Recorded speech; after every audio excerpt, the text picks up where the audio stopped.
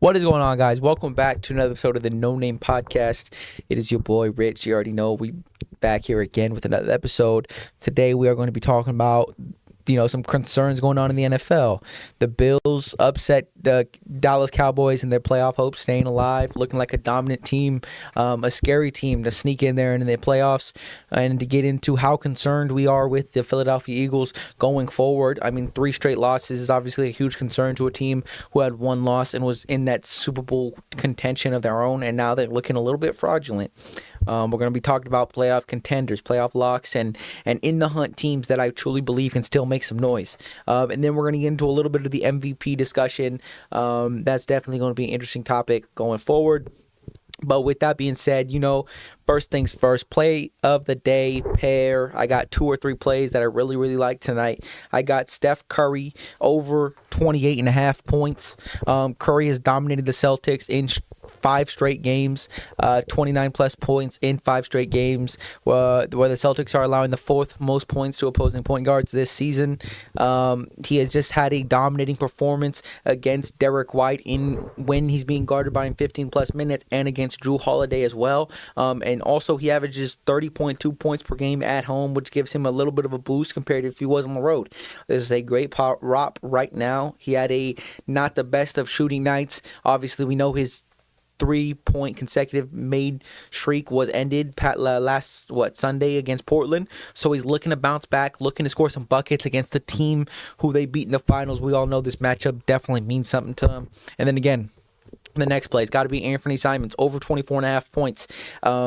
He was 1 point shy of this past Sunday against Golden State. He had 24, and that all had to do with a 0 for 6 3-point shooting from 3 beyond the arc, and as well as he had 0 points in the first half, and he still was 1 point short of hitting this prop. And again, he's averaging 20.6 field goals attempted on 25.7 points per game in the 6-game sample size for him this season. I really do like this for him. Phoenix is allowing the 10th most points to opposing point guards, which makes this play even better. And again, as long as they keep this game competitive, I think he's going to go out there and have a great performance. And last but not least, take these plays how you want them, use them how you want them. DeAndre Ayton, points and assists over 13.5. This year he's already went in and dominated Nurkic. The one chance he's had, he had 22 points and assists the last time he did play Nurkic and the Phoenix Suns, a team that, yes, he wanted to be with. Obviously, they made it to the finals together. There's a little bit of bad blood. And another person who I just think Nurkic is not an elite defender in the paint, and I do think DeAndre Ayton's going to get active early, and he's just going to continue to try to dominate and definitely leave a statement on this game against the Phoenix Suns. So tail if you want, tail if you don't, it's up to you. Again, those are the 3 plays I do like the most tonight. Obviously, if I really could, I would take Ayton and Simons over anything else, but they're both on the same team, so if you are on those price picks, you do need to take 1 from each team. So again, take a 3-man if you want. Take 2 if you want. Take 1 of them if you want. But I really do like these 3 plays, so we will see how I pair them together going forward. The Buffalo Bills go out on Sunday and absolutely show big concerns for this Dallas Cowboys team, a team who has been looking very dominant as of late, who just got off a big win over Philadelphia, and now we're sitting in a situation where we are worried about this Dallas Cowboys defense and this team in general. If it was just a bad couple of weeks for Philadelphia, or if it was how good the Dallas Cowboys were actually playing. And obviously we've seen a very disappointing performance.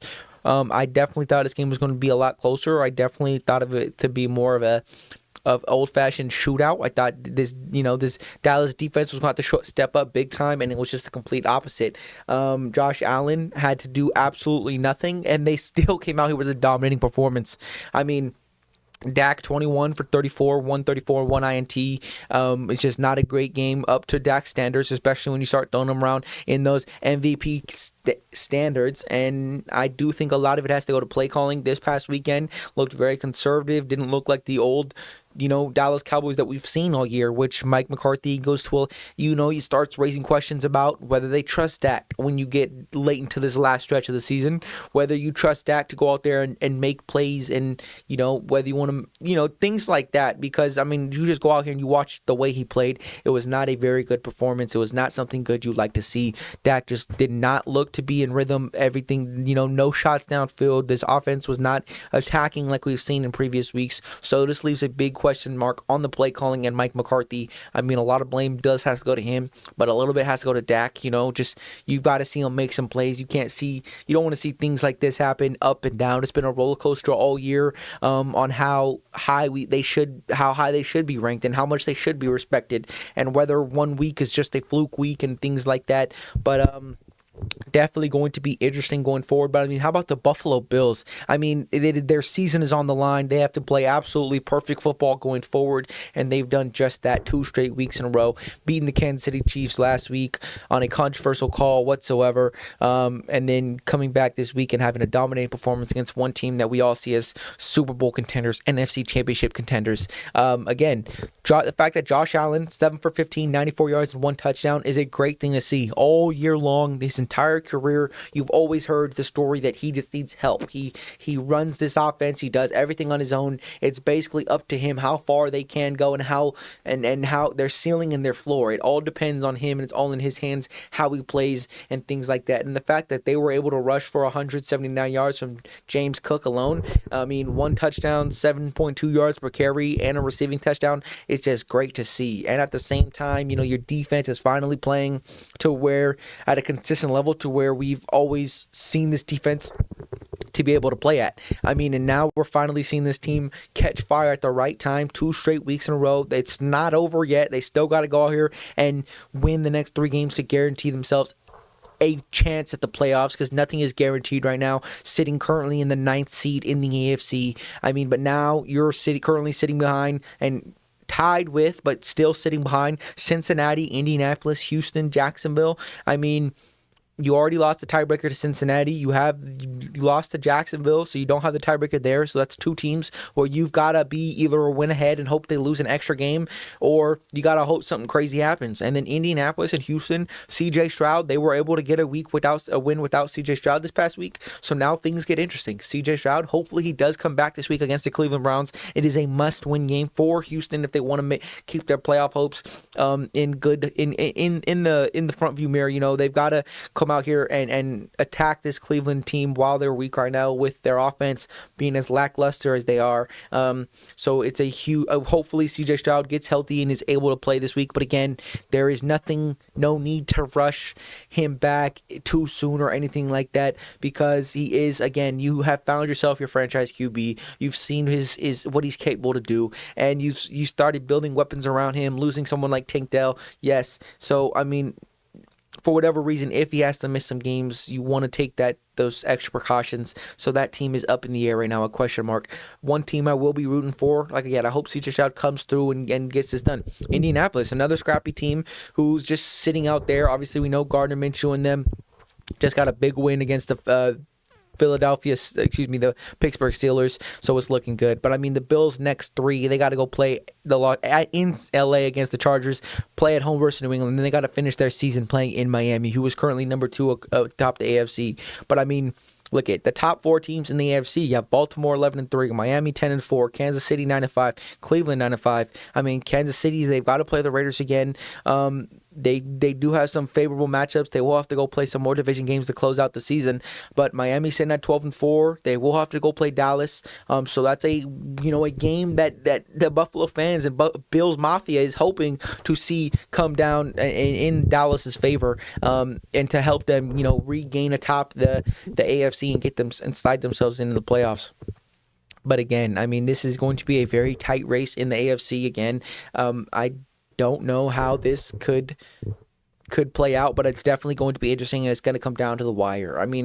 As of right now, like I said, 5 teams currently tied for the 5th through 9th seed. It is just great to see when the playoff playoff race comes down to this much anticipation, and now you know every single game matters, every moment, every injury, and when everything matters at a time like this, it's just always going to be great football and higher expectations. You're going to see who's going to crumble, you're going to see who's going to fold, and you're going to see who's going to stand tall and come through when you need it most. But again, I mean, this also gets interesting for Dallas. I mean, you come out here, you lose a game like that, a game we thought was going to be much more competitive, but you came out here and couldn't live up to the hype. Okay, but now you have a chance to, you know, bounce back. You're currently tied with Philadelphia at 10-4. Philadelphia does have 2 more division games to come. They will play the Giants twice in these next 3 weeks. 2 favorable matchups again.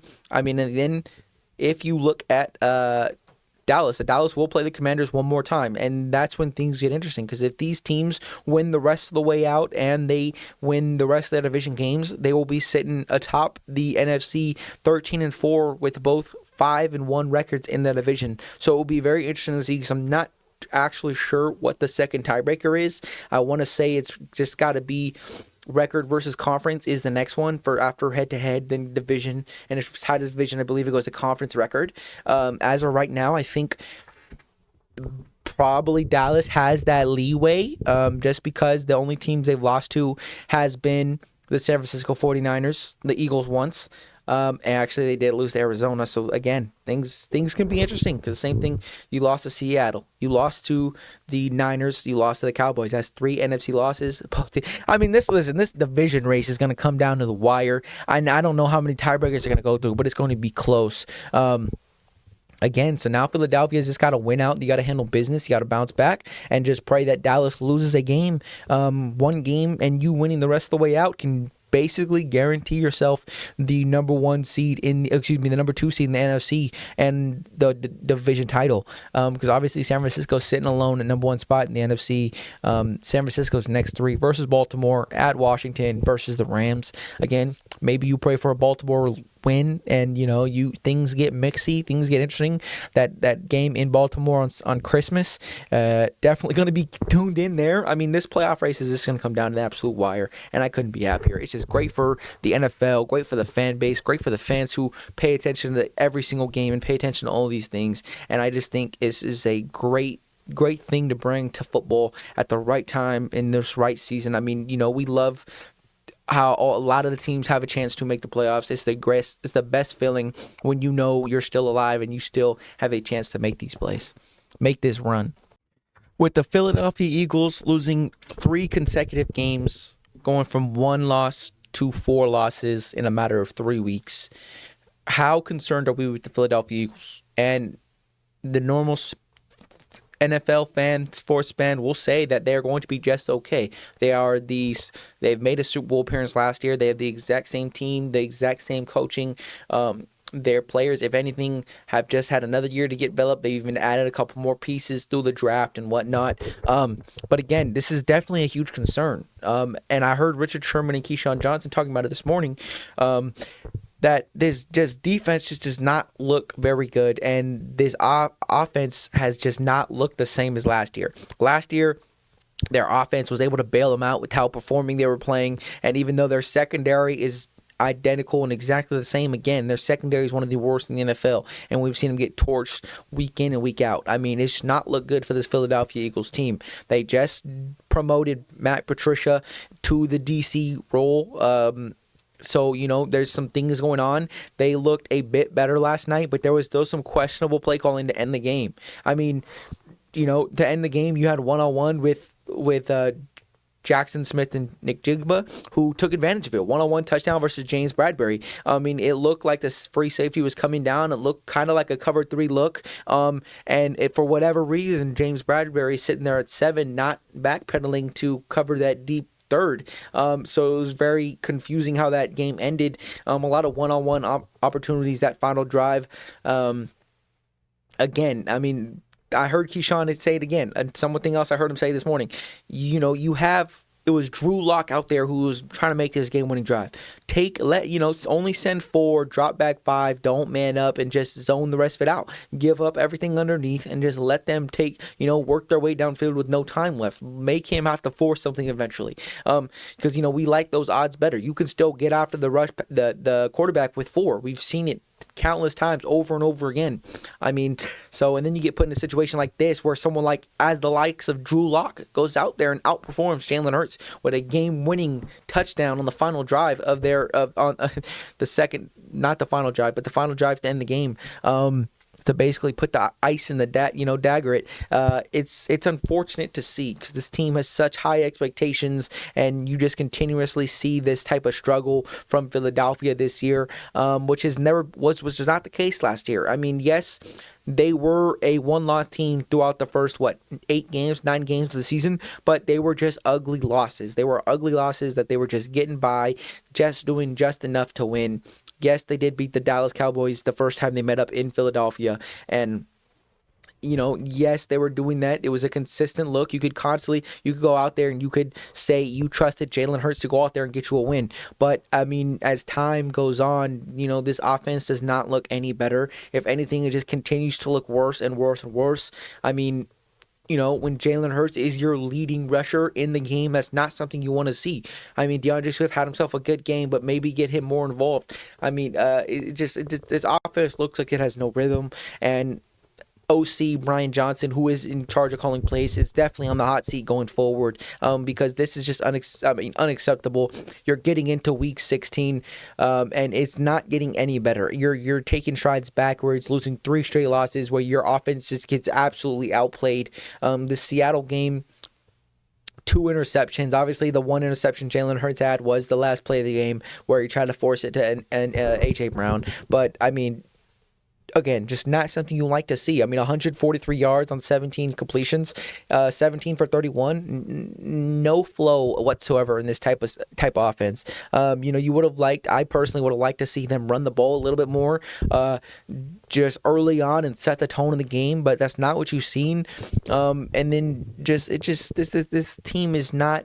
It's not built. It's not what you want to see. You don't want to see this team go out there and throw the ball. Be a pass-heavy team. That's not what Jalen Hurts did last year. That's not what they did this year.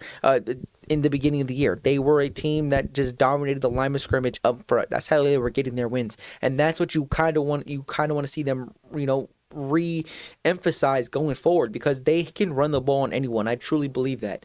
Yes, DeAndre Swift with DeAndre Swift not being that type of power back that some teams do have and need. He is still although he is 5'9", he is a 205 back, right? He's more than capable of running in between the tackles and doing what needs to be done. But he's not. That's not where he's successful. That's not where he lives. That's not his style of game. So you definitely like to see this team dominate the line of scrimmage, be more physically controlling up front, just like how San Francisco came out and gave it to him. You want to dominate the line of scrimmage. You want to go out there and set the tone, let them know who you are, and just play Philadelphia style football. Again, we all know how talented Jalen Hurts is, but just let's not go away from what has been successful, what has worked for you guys in the past, and what you guys have been known for. Again, I would definitely like to see them go back into being a run-style offense. You could still dial up the quarterback runs with Jalen Hurts. You can do all these things, but just, make everybody else's job easier. Go run the ball. Running the ball is the key to success in the NFL. A lot of teams try to get away from that and try not to, run the ball effectively and think they can get away with it with a good quarterback, just like early years for Patrick Mahomes. But even then, they started to learn that they had to run the ball. So now you start seeing guys when it's their time and when they need to run the ball down their throat, they're going to. So it's things like this that just teams need to reemphasize and just take a step back, look at the picture, and just re-identify who you are and what you are as a team and what your strengths are. That strength is that O-line, one of the best in football, if not the best. So you go out there and you run the ball, you dominate the line of scrimmage, and you play hard-nosed Philadelphia football. We all know what Philadelphia is for. We all know what that culture is about. So go out there and just play Philadelphia-style football. But with that being said, like I said, 3 straight losses. Now currently sitting in the number 4 spot in the NFC, tied currently with Dallas at 10-4 record, but they do have one less conference game win, due to just less conference games on their schedule so far. Again, like I was speaking about earlier, they have a chance if both teams win out for whatever reason. They can both be 13-4 with 5 conference wins, 1 conference loss, and it would be an incredible, interesting tiebreaker going forward. But currently sitting at the 4th seed, sitting behind, tied with Detroit and Dallas. San Francisco sitting alone on the number 1 seed. Tampa Bay, Minnesota, the Los Angeles Rams, Seattle Seahawks, and the New Orleans Saints all sit at 7-7, 5th through 9th seed. I mean, you are guaranteed a top 4 seed in the playoffs if you just handle business the rest of the season, as long as you just don't lose out. But again, it's not something you want to do. You want to see this team go out there, chase down that 1 seed, go push for the division title, and regain your dominance and reestablish yourself these last couple weeks. But it's definitely going to be an interesting NFC championship, NFC playoff run with all these teams tied at 7-7, just like the AFC. A lot of these teams do look like fraudulence. Like, it's definitely not as deep as the AFC. That's well known. I mean, some of these teams just, I don't even know how they got here. You got Minnesota with Nick Mullins sitting in the 7th spot. He's in the 7th spot, and then you have the Rams, and it's just, man, stuff gets interesting going forward. And with the NFL playoff race coming down to the wire for the rest of the season, a couple teams that I just wanted to discuss as possible dark horse candidates, teams that if they slipped in the playoffs, and made some noise, that's who I would be rooting for a little bit. And obviously, one of the teams I've been a big fanatic of, and proved me wrong again, CJ Stroud as always, in this Houston Texans team. This team was in a much better win now situation than I gave him credit for early in the year, preseason. D'Amico Ryan did a great job coming over here and just, coaching up this team and putting some emphasis on defense, trading up for a guy like Will Anderson Jr., who's been making an impact. You got guys like Derek Stingley finally starting to take form. You have little guys like Noah Brown who are finally starting to make plays when given an opportunity. With Tank Dell out, those are going to be one of those big faces that needs to, make some noise. Jimmy Ward on defense. Dalton Schultz is going to be someone who's going to need to get a lot more attention going forward. CJ Stroud, hopefully he gets healthy and, has a chance to go, help his team secure a playoff spot, because I would love nothing more than a rookie quarterback to go in there and have a chance to make some noise in the playoffs, get a win or two. You never know what happens. Do I think this Houston team is ready? Yes. Would I be surprised if they skunk it out against Cleveland when you get in, a couple of these other tough defenses, if they made it to the playoffs? No. I mean, CJ Stroud is a young QB. You've seen what happened when he played against the Jets.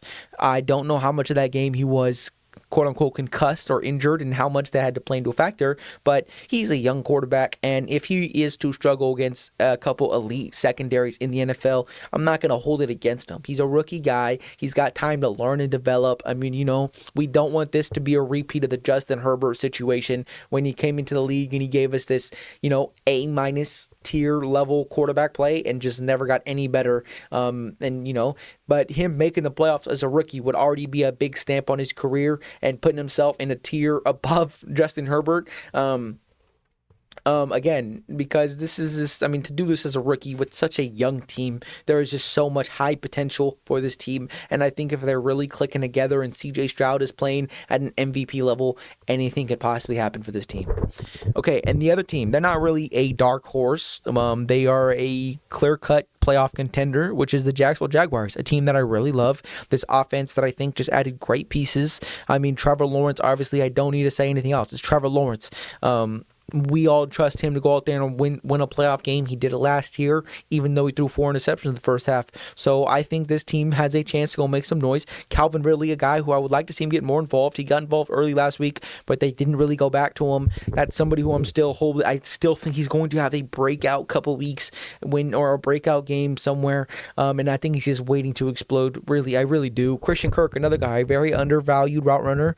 And then Travis Etienne. I mean, he's an absolute, you love to watch him play. You watch him play football and you just gotta respect his game. You gotta love how he plays. He just plays so low to the ground. He's so quick. He's sudden. He's not scared to go run in between the tackles, run in between the guards, and go, lower shoulder and go run somebody over. And he's also got the ability to catch out the backfield. And I really do love this addition when they drafted him. And Evan Ingram, again, another tight end who was he was getting some criticism during his days in New York, not being healthy, not being as great as he should, but he's definitely played a huge factor going forward. And again, this is definitely a team I would love to hear make some noise, get another playoff win, maybe sneak two and, give yourself a chance at an AFC Championship appearance. This is definitely going to be a tough run for them. I mean, obviously, we got the teams like the Cleveland Browns who have no consistent quarterback. So I know they rely heavily on their defense and their run game. But if Jacksonville team is good against the run, and their secondary is not as great as you would like to see, but they're more than capable on offense to score. And obviously, we've seen them play already earlier. Jacksonville got it handed to him. Trevor Lawrence did not play good, but again, I would not be surprised to see them play again and Trevor Lawrence get his get back in the playoffs in Cleveland, or if a matchup like that happens. But again, Buffalo, and the Jacksonville still, before I get to Buffalo, and Jacksonville, they're not guaranteed the division title just yet. They still have to go out and win some games because, they already lost a game to Houston, right? So I believe they probably have one less conference win than Jacksonville. I'm talking about Houston. But it's definitely going to come down close. They're only one game ahead of Texans right now and the Colts. So, it's definitely going to be interesting to see who comes out and makes that division. But again, the Buffalo Bills, you already heard me talk about it. They're not really a dark horse candidate because they have been a team who's been supposed to make that Super Bowl jump these past couple years, and now this is the year that they have to do it. They have so many guys they've brought in so many guys, paid so many guys that eventually it's going to run out. They're going to have the guys that are going up for extensions this offseason, becoming free agents, hitting the market. So it's definitely could be a blow up year for the Buffalo Bills if they don't, make something happen this year. Again, this is a team who's stacked with superstars and Super Bowl caliber players, and Super Bowl caliber defense, a MVP caliber quarterback when he's at his best. So this is a team that I think if you give them 5 weeks to get rolling, and if they get hot as soon as the playoffs come around, I don't care if they're the 7th seed or the 6th seed, and if they got to play the whole playoffs on the road, that is a team you do not want to see. We all know Josh Allen, when he's hot, he is hot. The last time he had to go on the road and go make some noise, we all remember that 13-second drive that barely allowed Kansas City to eclipse Buffalo that year. But it was just not great to see. But again, I'm getting a little bit of those vibes. A team like this getting hot at the right time, going into the playoffs, it's just great to see, and I can't wait to see how this plays out. Now, the topic everyone's been debating, I know it's been discussion on everybody's minds. I just had a conversation about it last night. The MVP playoff race. The MVP race. I've heard so much talk about it. I've seen it on podcasts, videos. Everybody's been talking about it. Everyone's discussing it, and they don't know who to put as their top 4. And right now, 1 through 5, in order, it's got to go Tyreek Hill, Christian McCaffrey, Brock Purdy, Tua Tagovailoa. All right.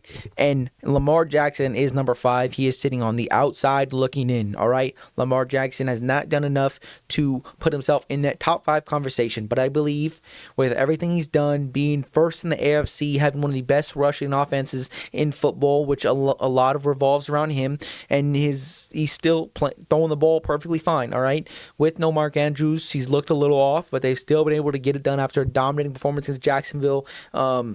He's looking good right now, okay? But with Lamar, the big question is, can he, look like an MVP style level Lamar that we've seen once before?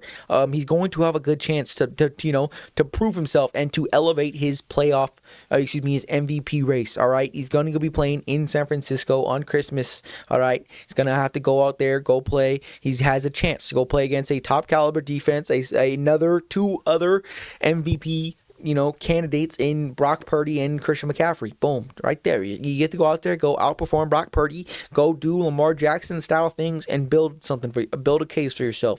Then you go play Miami, go build a case for yourself, and then you're gonna go home and play against Philadelphia and play the Pittsburgh Steelers.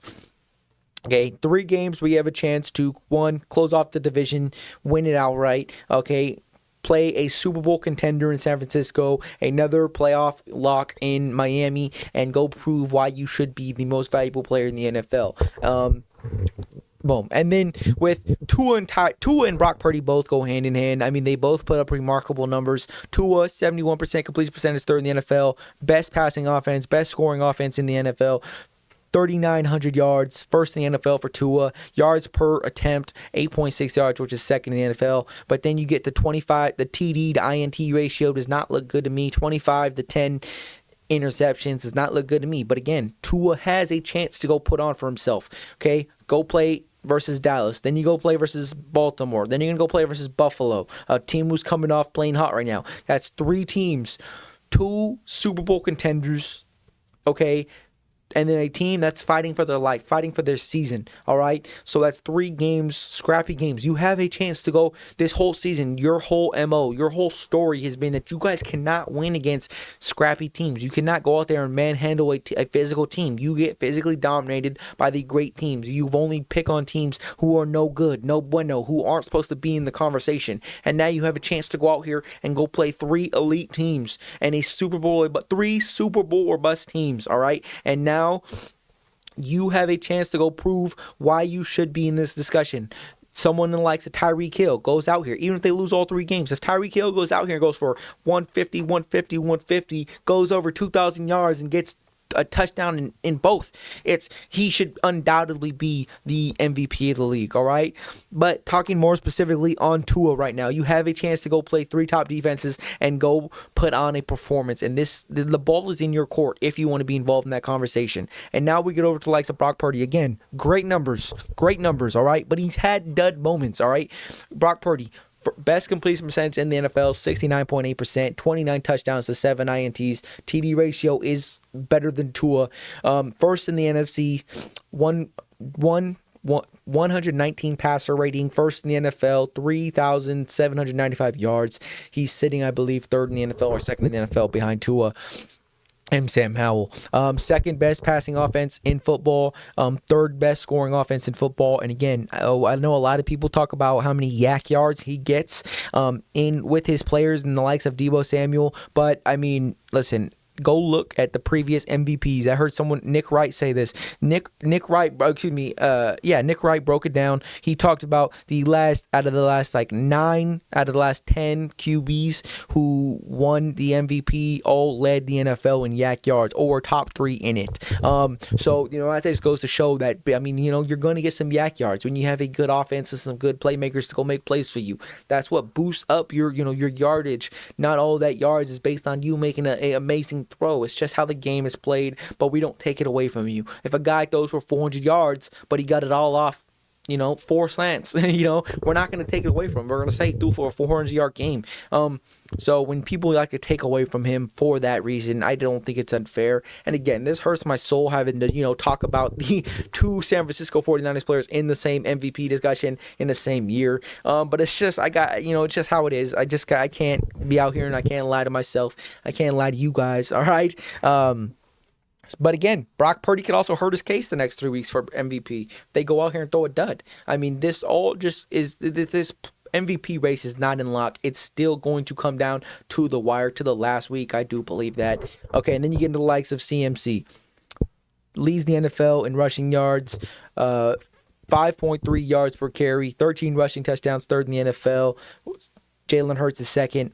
1st in the NFC, 2nd most 20-plus yard runs in the NFL. 3rd rushing offense, 57 receptions, 509 yards, 7 receiving touchdowns. I mean, this man has combined for 20 total touchdowns, over 1,700 yards, and, we're not going to, put him in the discussion. I understand that the MVP is a quarterback-driven award. It is an award strictly given to quarterbacks. That's based off the league we live in. That's the day and age we live in. It's where it's a quarterback friendly league. It's a pass friendly league. So these quarterbacks have, elevated numbers. But for this year in particular, I mean, I don't think any QB has set themselves out as the number one lead for the MVP.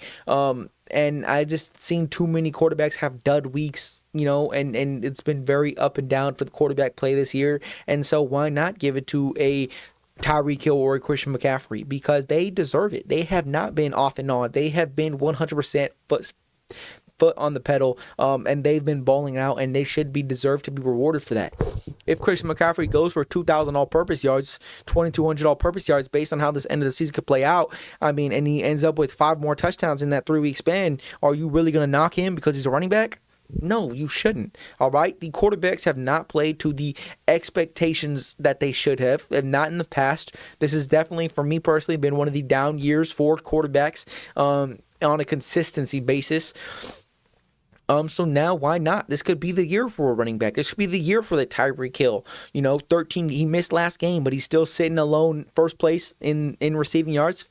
1,542 yards, 97 receptions, fourth in the NFL, second in the AFC, first best scoring offense, first best passing offense, averages 15.9 yards per reception and 12 touchdowns, which is first in the NFL. And all this, and he still missed a week. He's still got 3 weeks to go do it. 3 weeks where, again, you have to go prove yourself and show why you should be a contender, why you should be included in these discussions. So now Tyreek Hill, you're going to go play 2 elite defenses, and you're going to go play Buffalo, who's had their struggles, but is catching fire as of late, like I've been saying. So now this all comes down to the wire. As of right now, if I had to pick one player to be discussed as MVP, it's got to be Tyreek Hill. I mean, the stuff he's done is absolutely nuts. He missed the game, and he's still fourth in receptions with 97 receptions, 15.9 yards per reception, which is ridiculous on that type of volume. 12 touchdowns, is first in the NFL. 1,542 yards, first in the NFL. His team is second in the AFC currently, which can change in the next 3 weeks.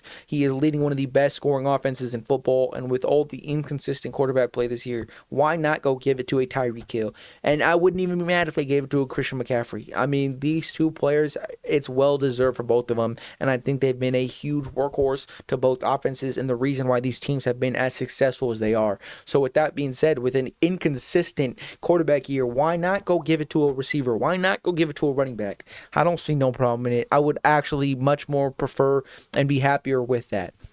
With that being said, I hope y'all enjoyed. I hope y'all enjoyed listening to me talk and rant about some stuff.